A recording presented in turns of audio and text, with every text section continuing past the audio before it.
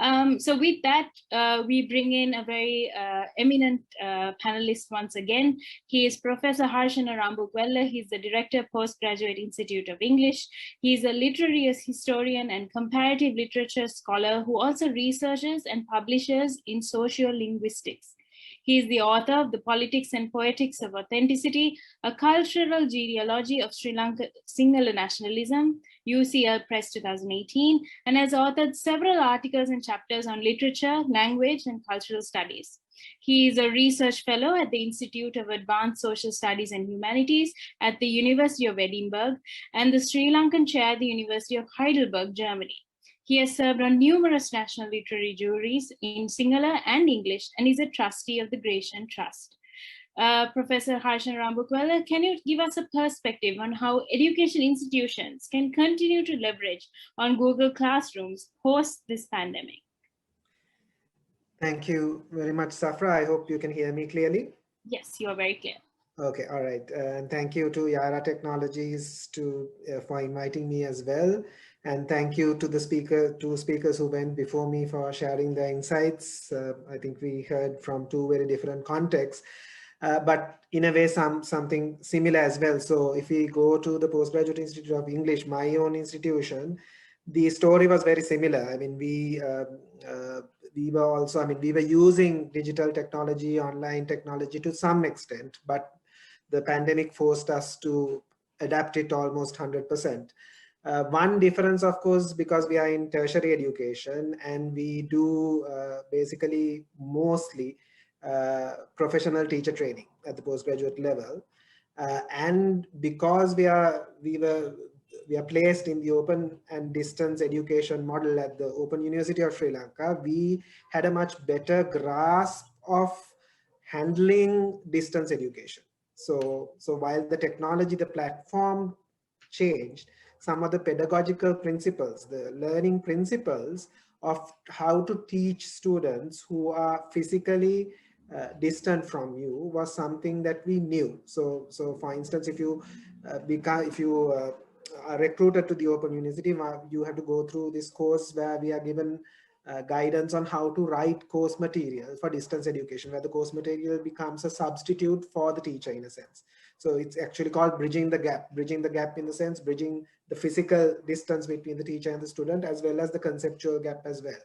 Right. So now, so I won't go too much into the adoption of the technology. We chose Google primarily because as a state public sector institution, we can't suddenly deviate from our annual plan budget, for instance. So Open University already had G Suite for education, which was not being utilized at the moment because we have a parallel system called Moodle, an open access system, which is pretty good, but it has a very steep learning curve and it's fairly cumbersome to use. So Google Classroom presented a much easier, much less of a learning curve for everyone concerned, the teachers, the students, etc. So the transition was fairly smooth in that sense. So that's the main reason we adapted it. And I also echo the other speakers in thanking Google for making that product available for education institutions, particularly in a context like ours in the developing world. The fact that it was accessible free was made a huge difference. I mean, if we had to pay for each account, it's not something that we could have done. So technologically, that part of the story I think has been told well. I just want to make a couple of observations. One is that initially when the pandemic hit and we started going online, what most education institutes, including schools as well as universities, did was what we call remote teaching, remote online teaching, right? Or emergency online teaching, it's sometimes called. So essentially, we were trying to substitute the classroom space through delivery of lectures online, which could be recorded, viewed later, or done live.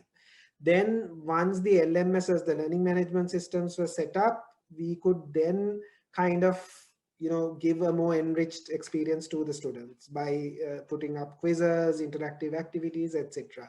But I think one thing that still has not been perhaps grasped fully is that you can't replicate the physical classroom online. You need to rethink the pedagogical approach that you take, right? So that's something that we did consciously. So for instance, we had 3 hour lectures usually in class. So we drastically reduced that to 1 hour because we realized online retention time is not going to be like that. But for the 2 hours that we lost, we added a pre-class and a post-class session. So in a way, we were trying to do that flipped classroom model where the pre-class material that we share, which could be written material, audio, video, etc., gives the content of the lesson, and then try to convert the actual lesson into a more kind of a discussion forum where you have a Socratic kind of critical exchange with the student.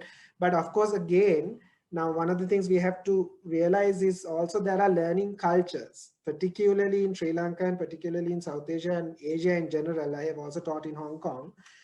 uh, Getting students to engage and discuss is very, very challenging, even though we were dealing with adult students, and it was made even more difficult by the online mode.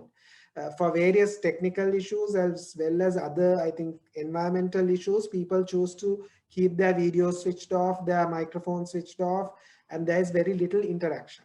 So for the teacher also, it can be quite an alienating experience. So that was one problem that we had.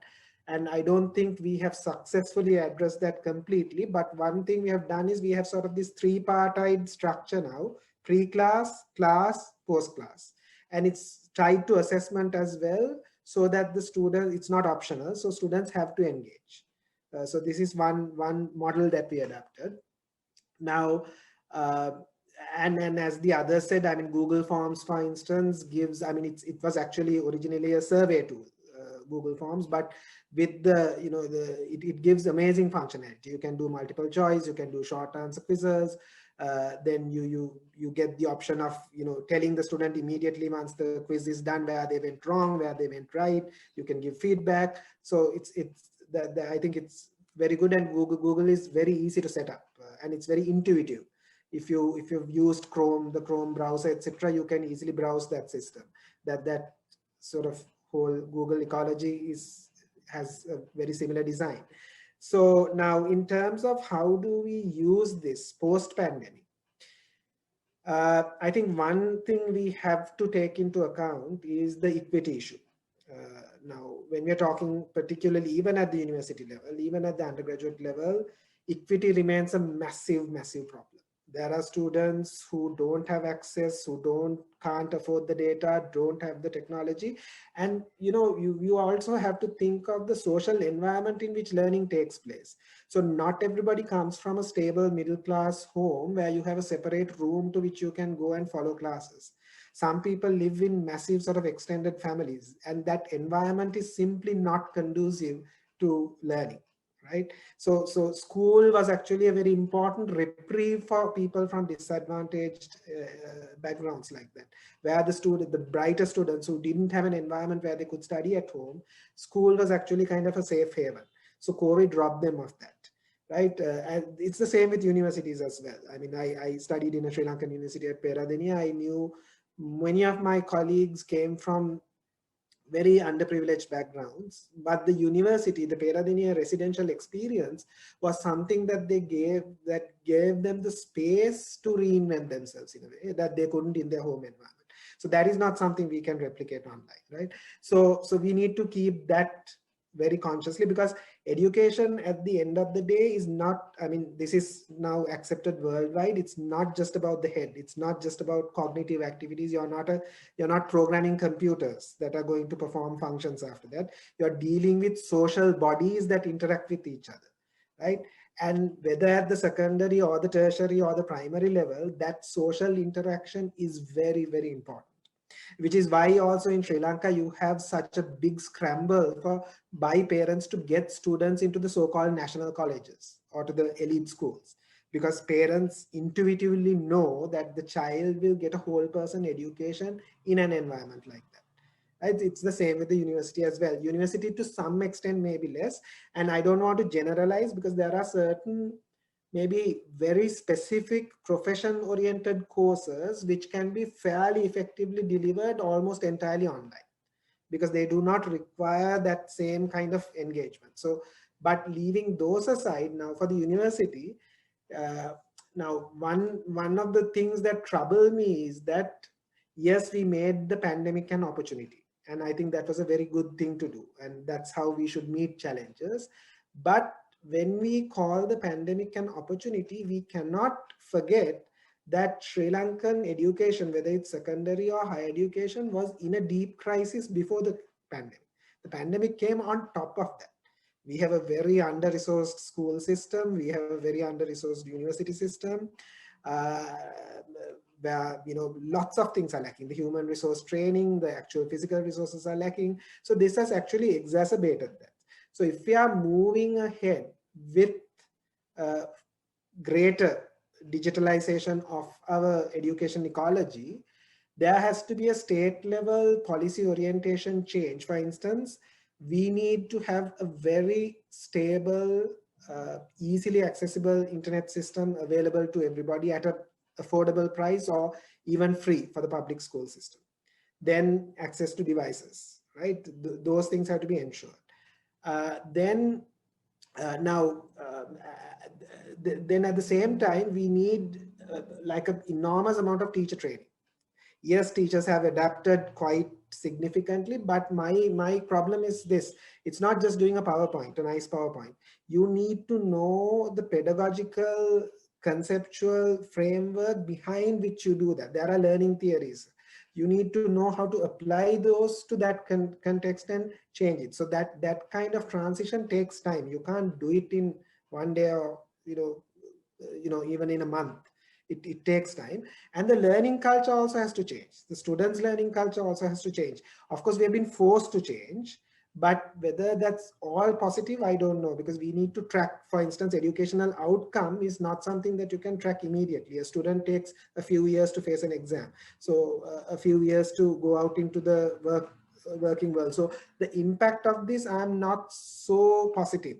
I don't know how this will impact a generation or two of our students. We have to see. And another thing, I'm maybe old-fashioned in this way, I feel the rapidity with which we embrace change today is maybe too much.